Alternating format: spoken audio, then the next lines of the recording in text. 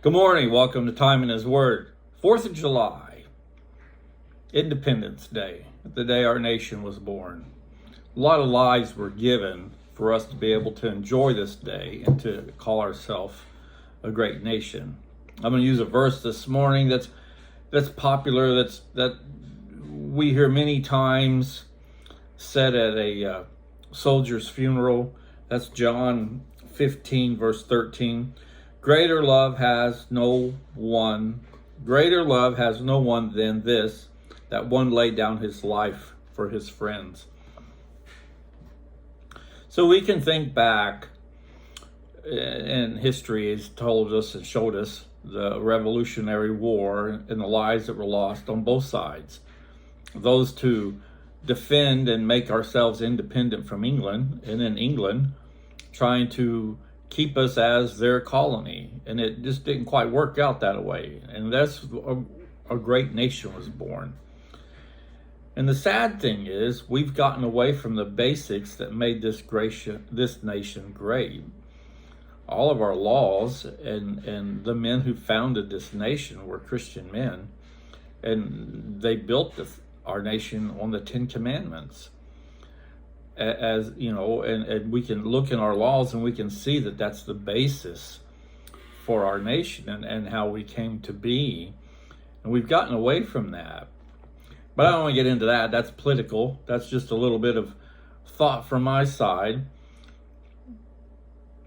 And while we enjoy the day and fireworks later on tonight and through the weekend and cookouts and family get-togethers and all of that, we still need to remember that someone, somewhere, gave their life for us to enjoy this day. And that's all well and good. And that's not to take away from that, because without that happening, we wouldn't have what we have today. But there's one thing we need to remember that's more important than that, and that's in John 3:16. For God so loved the world that he gave his only begotten Son, that whoever believes in him shall not perish, but have eternal life. Now, we've all heard that verse time and time again. We've seen it on signs held up in sports arenas, and we've seen it displayed many ways. But when you tie it in with John 15:13, where no greater gift a man can give than to lay his life down for his brother, the laying down of one's life for another, that's all that person can give you is that moment. And that moment, and that's it. They could give their life for you to live, and you could take a step and then get killed. All they can give you is that moment. But my God, our God, can give us eternal life.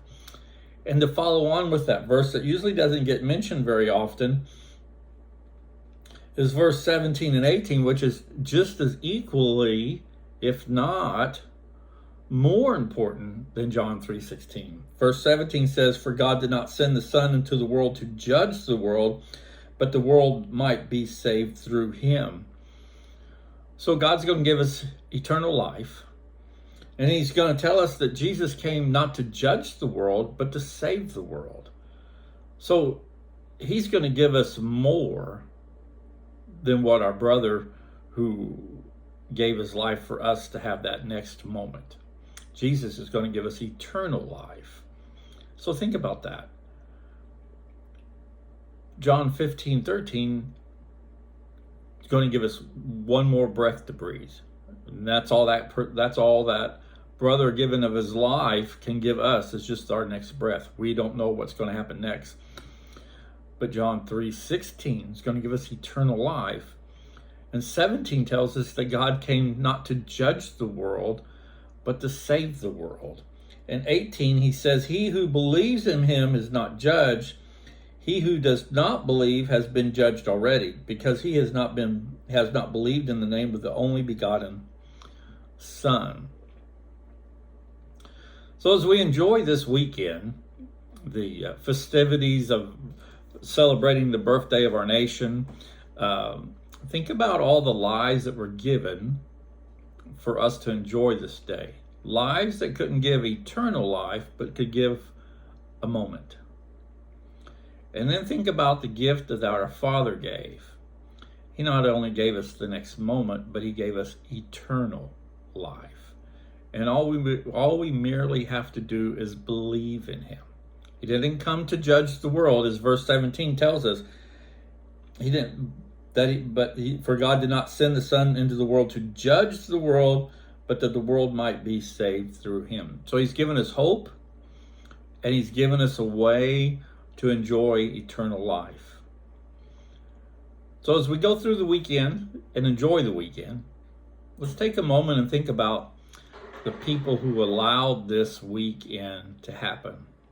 Those in the Revolutionary War and all down through history that gave of themselves and of their lives for us to enjoy our freedoms that we have today. But also think about the fact that that's all we have is just that moment. But if we believe, as John 3:16 and 17 and 18 tells us, we get the gift of eternal life. We're not judged. He came to save the world, not judge the world. And that's a big deal right there to me, because that tells me that he's going to give us more than enough time to believe in him. He's not going to force himself on us. He's not going to demand that we believe in us. He gives us choice. He gives us freedom of choice. And so today, my question is, with that freedom of choice, what have you chose to do? Who have you chosen to follow? Have you chosen to follow Jesus Christ and what we read in John 3:16, 17, and 18? Or have you chosen to follow the things of the world, the shiny objects, the trinkets, the life that one can give us of only for a moment, the next moment, but not eternal life? What choice have you made?